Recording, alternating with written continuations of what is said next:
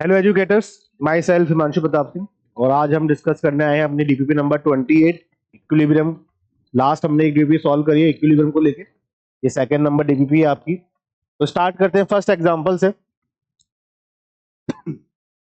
First example आपको क्या given है कि if IP is the ionic product and Ksp is the solubility product, precipitation of the compound will occur under the condition. कि भाई आपका ionic product और solubility product पे आपस में क्या रिलेशन होगा, बताना है हमें कि जब आपका कंपाउंड का प्रेसिपिटेशन होना चाहिए।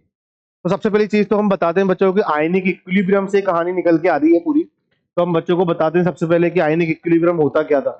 कि भाई आपका कोई भी आयनिक मॉलिक्यूल जब आपका आयन से ब्रेकडाउन हो रहा है, तो आयन से ब्रेकडाउन होने के बाद दोबारा मॉलिक्यूल्स जो आयन से वो दोबारा से रीयूनिट होकर आपका मॉलिक्यूल फॉर्म करते हैं। तो इस कंडीशन में फॉरवर्ड रिएक्शन चल रही है, बैकवर्ड रिएक्शन चल रही है, वहां पर एक इक्विलिब्रियम डेवलप होता है क्योंकि आयंस के बीच में चल रही है कहानी पूरी। कि मॉलिक्यूल आयन से पहले ब्रेकडाउन हुआ, फिर वही आयंस रीयूनिट होके आपका मॉलिक्यूल बना रहे हैं। तो यहाँ पे जो एक इक्विलिब्रियम डेवलप हुआ उसी को हम आयनिक इक्विलिब्रियम कहते हैं। अब आयनिक प्रोडक्ट आपका क्या होता है, एक तरीके से ये इक्विलिब्रियम कांस्टेंट ही है। ठीक। अब यदि हम केएसपी से इसको रिलेट करते हैं कि केएसपी और आयनिक प्रोडक्ट का मीनिंग क्या है, तो हम तीन तरीके के सॉल्यूशन बच्चों को बताते हैं। कि भाई आपका अनसैचुरेटेड सॉल्यूशन क्या होता है, आपका सैचुरेटेड सॉल्यूशन क्या होता है, आपका सुपर सैचुरेटेड सॉल्यूशन क्या होता है। तो अनसैचुरेटेड सॉल्यूशन के बारे में जब हम उनको बताते हैं तो हम एग्जांपल देके बता सकते हैं कि भाई आपके पास एक पानी का कंटेनर है, ठीक है, पानी का ग्लास ले लीजिए। ठीक है, यदि हमने उसमें कोई सॉल्ट ऐड करा या शुगर ऐड करी, तो यदि वो मिक्स हो रही है, शुगर ऐड होने के बाद मिक्स हो रहा है उसमें, इसका मतलब आपका सॉल्यूशन कैसा है, अनसैचुरेटेड। ठीक। तो आपका अनसैचुरेटेड सॉल्यूशन क्या होता है, जिसमें आपका और सॉल्यूट आप डिसॉल्व कर सकते हो, उसे हम कहते हैं आपका अनसैचुरेटेड सॉल्यूशन। और उस कंडीशन का मीनिंग क्या है, उस कंडीशन का मीनिंग है कि जो सॉल्युबिलिटी प्रोडक्ट है वो आपके आयनिक प्रोडक्ट से ज्यादा है, यानी सॉल्युबिलिटी हो रही है, उसमें सॉल्युबल हो पा रहा है आपका आपका सॉल्यूट जो है। तो सॉल्युबिलिटी प्रोडक्ट जो होगा वो आयनिक प्रोडक्ट से क्या होगा, ज्यादा निकलेगा। एक कंडीशन आती है आपकी सैचुरेटेड सॉल्यूशन को लेकर। कि सैचुरेटेड सॉल्यूशन आपका क्या होता है, कि वो पर्टिकुलर कंडीशन कि जब आपके पास जो पानी का ग्लास है, यदि अपन उसमें शुगर ऐड करते जा रहे हैं, तो एक पर्टिकुलर कंडीशन आएगी जहां पर अब शुगर डिजोल्व होना बंद हो जाएगी। क्यों ऐसा होगा, क्यों आपका शुगर डिजोल्व नहीं होगी, क्योंकि वाटर मॉलिक्यूल के बीच में जो स्पेस था वो सारा का सारा फिल हो चुका है। अब आपके पास और स्पेस उसके पास बचा नहीं है कि जहां पर आपका शुगर पार्टिकल आ पाए। तो अब शुगर पार्टिकल डिजोल्व होना बंद हो जाएंगे। इस कंडीशन को, इस पर्टिकुलर सॉल्यूशन को कहा जाता है सैचुरेटेड सॉल्यूशन।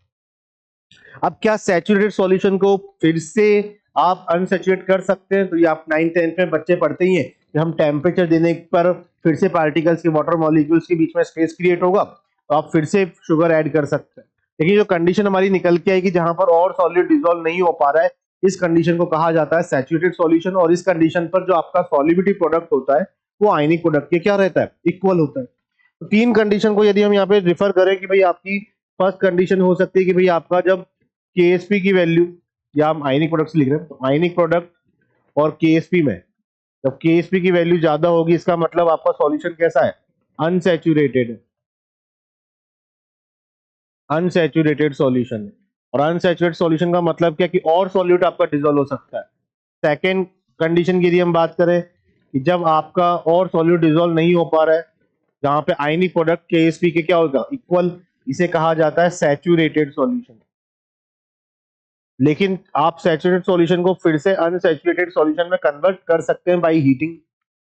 लेकिन अब जब डिसॉल्व होना दोबारा फिर से यदि स्टार्ट हो चुका है शुगर पार्टिकल, लेकिन एक कंडीशन फिर दोबारा आएगी जहां पर अब डिसॉल्व होना बंद हो जाएगा, टेम्परेचर बढ़ाने पर भी आपका शुगर पार्टिकल डिसॉल्व नहीं होगा।